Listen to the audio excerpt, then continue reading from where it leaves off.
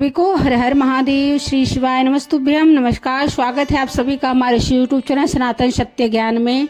जय सिया राम। आज के इस वीडियो में हम जानेंगे वैकुंठ चतुर्दशी की संपूर्ण जानकारी, संपूर्ण विधि। कार्तिक माह के शुक्ल पक्ष की चतुर्दशी तिथि को वैकुंठ चतुर्दशी के नाम से जाना जाता है। आप सभी को वैकुंठ चतुर्दशी की बहुत शुभकामनाएं, हरिहर मिलन की बहुत बहुत बधाइयाँ। यह तिथि भगवान श्री हरि विष्णु और भगवान शंकर जी को समर्पित होती है इस दिन भगवान श्री हरि विष्णु और भगवान शंकर जी की संयुक्त रूप से उपासना के लिए यह दिन अत्यंत पवित्र मानी गई है। इस तिथि को मोक्षदायक तिथि भी कहा गया है। भगवान विष्णु भगवान शंकर जी का इस दिन संयुक्त रूप से पूजन करने से अनेक गुना फल की प्राप्ति होती है और व्यक्ति को वैकुंठ प्राप्त होता है। इसलिए इसका नाम वैकुंठ चतुर्दशी कहा गया है। कहा जाता है कि चातुर्मास जब प्रारंभ होता है तो भगवान श्री हरि विष्णु सृष्टि की संपूर्ण जिम्मेदारी भगवान शंकर जी को देकर योग निद्रा में 4 माह के लिए चले जाते हैं और इसी कार्तिक माह के शुक्ल पक्ष की चतुर्थी तिथि को भगवान शंकर जी भगवान श्री हरि विष्णु को सृष्टि की जिम्मेदारी वापस कर देते हैं। इसलिए इस दिन शंकर जी और भगवान श्री विष्णु का मिलन का दिन कहा गया है। इस दिन संयुक्त रूप से भगवान शंकर जी भगवान विष्णु का एक साथ में पूजन अर्चन वंदन सभी को करना चाहिए। उसका नियम क्या है, विधि क्या है, आइए ध्यान पूर्वक सुनते हैं।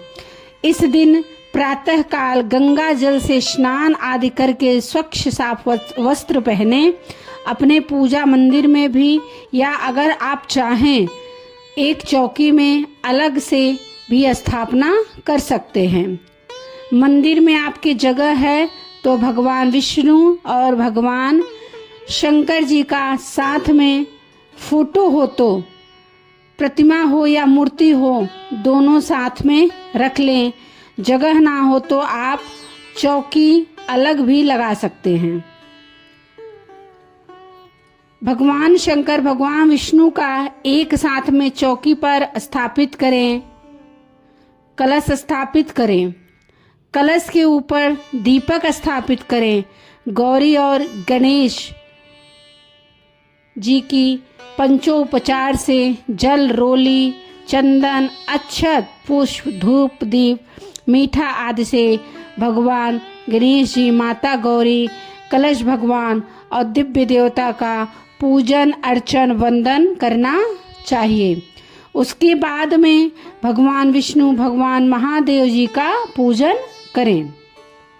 भगवान विष्णु को जो भी चीज अर्पण करें ओम नमो नारायणाय नमः ऐसा बोलकर चढ़ाएं। जो भी चढ़ाएं ऐसा बोलकर आप चढ़ाइए।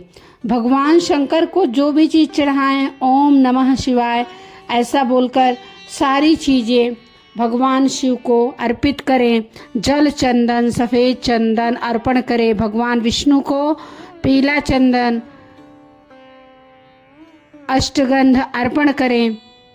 जल, चंदन, अक्षत, पुष्प, धूप, दीप, मीठा फल, पान पत्ता, सुपारी, लौंग जो कुछ भी हो भगवान को सब श्रद्धा से अर्पण करें।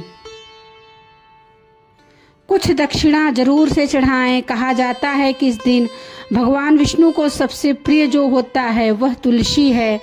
तुलसी आज भगवान शिव जी के ऊपर समर्पित करें और भगवान शिव जी का जो सबसे प्रिय होता है बेलपत्र होता है। आज के दिन बेलपत्र भगवान शिव जी के ऊपर से उतार कर भगवान श्री हरि विष्णु जी को जरूर से समर्पित करें। इस प्रकार पूजन अर्चन वंदन करना चाहिए और शाम को शिवालय में अर्थात शिव मंदिर में भगवान विष्णु जी के पास में दीप दान करें। यदि इस दिन अर्थात वैकुंठ चतुर्दशी को जो भी भक्त साथ में भगवान श्री हरि विष्णु और भगवान महादेव जी का एक साथ संयुक्त रूप से पूजन अर्चन वंदन करते हैं, वह भगवान विष्णु भगवान शिव जी का सबसे प्रिय भक्त हो जाता है, अर्थात भगवान दोनों की शरणागति प्राप्त होती है। वह सुखी जीवन व्यतीत करता है और अंत में उसे वैकुंठ धाम की प्राप्ति होती है। इस वर्ष 2025 में वैकुंठ चतुर्दशी मंगलवार 4 नवंबर को मनाई जाएगी, इसलिए सभी लोग श्रद्धा भक्ति भाव के साथ में वैकुंठ चतुर्दशी का पूजन अवश्य करें। बहुत बड़ा विधान नहीं है, अपने मंदिर में ही आप भगवान शंकर जी के तो होंगे ही, भगवान विष्णु भी होंगे, साथ साथ उनको रख लीजिए। कलश में आप जल भरकर रोली चंदन डालकर आम का पल्लव लगाकर ऊपर अनाज रख लीजिए। एक दीपक बनाकर कलश के ऊपर रख लीजिए। गौरी गणेश आपके मंदिर में हो, उनका पूजन कर लें। फिर भगवान विष्णु भगवान शंकर जी का पूजन कर लें। बहुत सुलभ है, लेकिन इस पूजन करने का बहुत बहुत बड़ा महत्व है। कई गुना इसका लाभ अधिक मिलता है, इसलिए वैकुंठ चतुर्दशी को भगवान श्री हरि विष्णु भगवान शंकर जी का साथ पूजन करने का बहुत बड़ा विधान है। तो हम चाहेंगे कि हमारे सभी लोग दर्शक वैकुंठ चतुर्दशी पूजन अवश्य करें।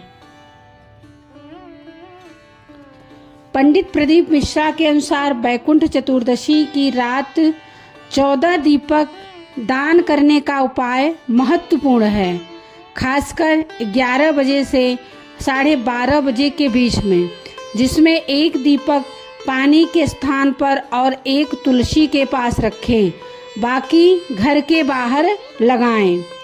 इसके अतिरिक्त वे ओम ह्रीं ओम हरिणाक्षाय नमः शिवाय मंत्र का जाप और काजल व दूध का एक विशेष उपाय करने को कहते हैं, जिससे बच्चों की बुद्धि और आँखों की रोशनी बढ़ती है।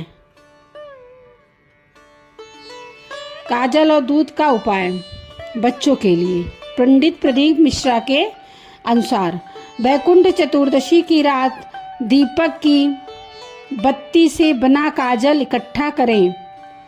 एक चुटकी काजल को कच्चे दूध में मिलाएं। यह दूध कमजोर आंखों वाले,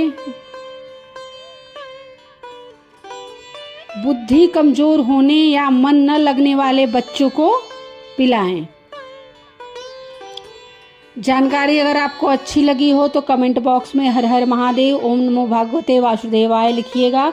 सभी को इस पर्व की वैकुंठ चतुर्दशी की हरि हर के मिलन की बहुत बहुत बधाई। भगवान श्री हरि विष्णु भगवान भोलेनाथ आप सबके घर में ढेर सारी खुशियाँ दे, सबके परिवार की रक्षा करें। सभी को हर हर महादेव। श्री शिवाय नमस्तुभ्यम। जय भोलेनाथ।